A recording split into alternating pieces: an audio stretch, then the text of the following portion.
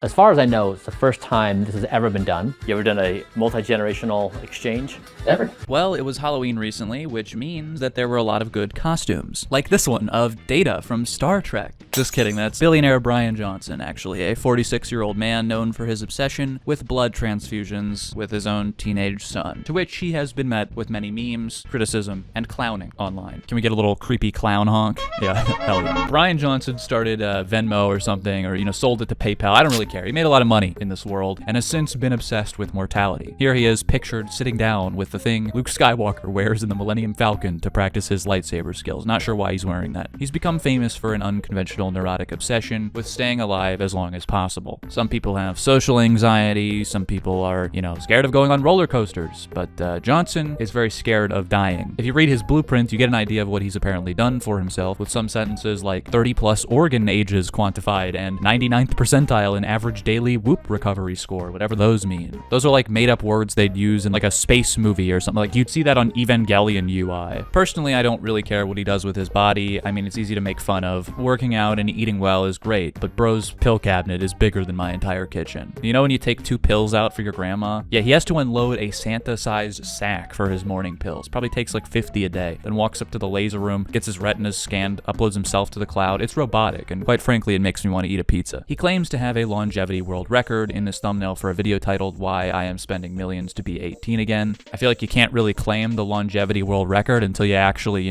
do the longevity. I also don't think you're going to turn 18 again. Like, that's just not happening. You look like you're 40. Like, yeah, you look fit. Like, you look like a fit 40-year-old. But even if you drain your son's entire life force, like Emperor Palpatine, or, you slap his face on yours like Dwight in that episode of The Office where he cuts off the CPR dummy's face, you're not going to reverse time. That's the only part that really creeps me out, is the teenage son transfusion thing. Side note, can you imagine if this guy dies at the age of 50? That's going to be really embarrassing. Hilariously, and why we're talking about him today, is because Bryan is in the news again for another technique he's employing. This time, it's on his Yeah, he posted the phrase, started rejuvenation protocol today on August 3rd, which is one of the accidentally funniest tweets I've ever read. You could never catch me alive saying that. Bro sounds like a down bad Redditor. He went further though. He shared the baseline measurements, and this included public data about how much of the night he has a He claims to be using shockwave therapy to, electrocute that thing to reverse age it. It'd be funny if it comes out smaller because he aged it too far back. The Daily Mail reported that he claims he has actually reverse aged it. And I read the comments on that tweet. The top comment read, "Bro is 46, bro looks 46. But yeah, he says he reversed his